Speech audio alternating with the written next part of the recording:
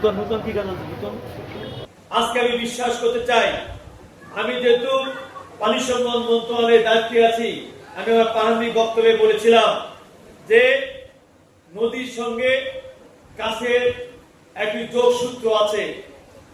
একটি নদীকে বাঁচাতে গেলে গাছের দরকার, কারণ একটি নদীর পাশে যদি আমরা বৃক্ষরোপণ করি, একটি জলাশয়ের পাশে যদি আমরা বৃক্ষরোপণ করি, একটি খালের পাশে যদি আমরা বৃক্ষরোপণ করি, তাহলে সেই নদীটি, সেই খালটি, সেই জলাশয়টি কিন্তু ওই পাড়গুলো শক্তিশালী হবে, যার মধ্য দিয়ে সেখানে আমাদের যে লক্ষ্য সেই পানিকে ধারণ করা, সেই পানিকে ধারণ করতে পারবো।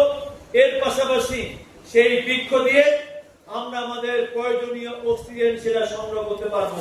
শুধু এইখানে নয়, আজকে আমি শুরুতে বলেছিলাম আমাদের পঞ্চগড়ে জেলার বুক চিরে প্রবাহিত হচ্ছে আমাদের মহানন্দা নদী, পাথারাজ নদী, টাঙ্গন নদী, কালমা নদী সহ কর্ত নদী সহ অনেকগুলো নদী। আজকে আমরা যদি নদীর চিত্রগুলো দেখি, সেইখানে আমরা কি দেখতে পাচ্ছি? আমাদের আজকে যেন পঞ্চগড়ের মানুষের লক্ষ্য হয়েছে পঞ্চগড়ের এই নদীগুলোতে আমি বালু সংরক্ষণ করব।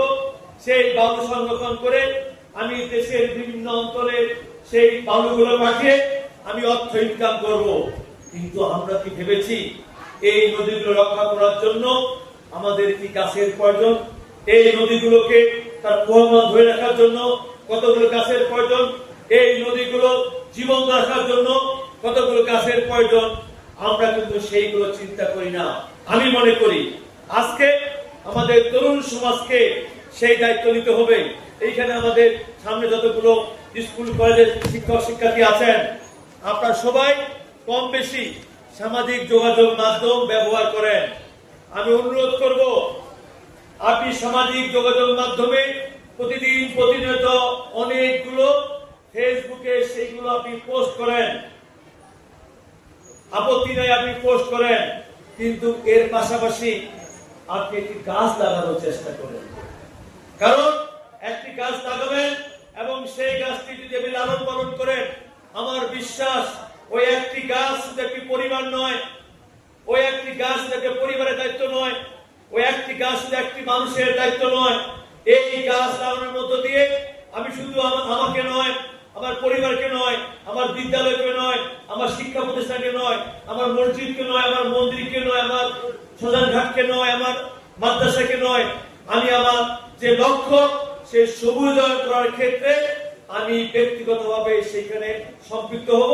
এবং আজকে যে আমাদের যে বৃক্ষ নিয়ে আমরা আজকে যে কর্মসূচিগুলো শুরু করেছি এবং যেগুলো আজকে আমাদের এই রংপুর অঞ্চলে আগামী দিনের জন্য অশনি সংকেত দাঁড়িয়ে গেছে, আমি মনে করি মাননীয় প্রধানমন্ত্রী তারেক রহমান সেটা অনুধাবন করেই কিন্তু নির্বাচনের পূর্বেই কিন্তু এই 5 বছরে 25 কোটি বৃক্ষরোপণ করার জন্য উনি শপথ নিয়েছিলেন, ইশতেহার ঘোষণা করেছিলেন। আমি মনে করি এইখানে আমাদের প্রত্যেকটি প্রতিষ্ঠানের আমাদের ছাত্র ছাত্রী, শিক্ষক, অভিভাবক সবার এই নৈতিক দায়িত্ব এবং কর্তব্য দাঁড়িয়েছে। কাজে আমি মনে করি আমার শুধু জেলা প্রশাসন নয়, বন বিভাগ নয়, আজকে আমাদের প্রত্যেকটি মানুষকে এইখানে দায়িত্ববান হতে হবে এবং আমরা আমাদের যেটুকু জমি আছে, যেটুকু জায়গা আছে, সেখানে একটি ফলজ গাছ, একটি বনজ গাছ, একটি ওষুধি গাছ আমরা সেখানে রোপণ করব। এবং বিশেষ করে এই বর্ষা মৌসুম কিন্তু আমাদের বৃক্ষরোপণের জন্য একটা উপযুক্ত সময়। আসুন এই উপযুক্ত সময়ে আমরা বৃক্ষরোপণ করব এবং বৃক্ষরোপণ করে আমরা পঞ্চগড় জেলাকে আগামী দিনে সবুজায়ন করব।